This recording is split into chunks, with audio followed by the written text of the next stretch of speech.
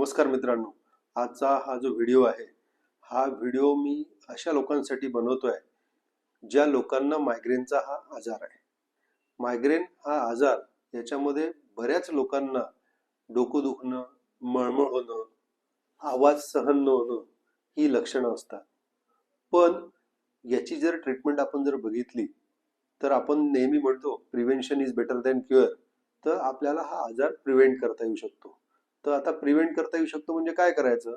आपल्याला lifestyle modification करायचं आहे.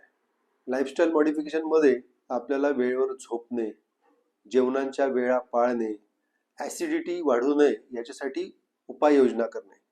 आता ॲसिडिटी केव्हा केव्हा वाढते?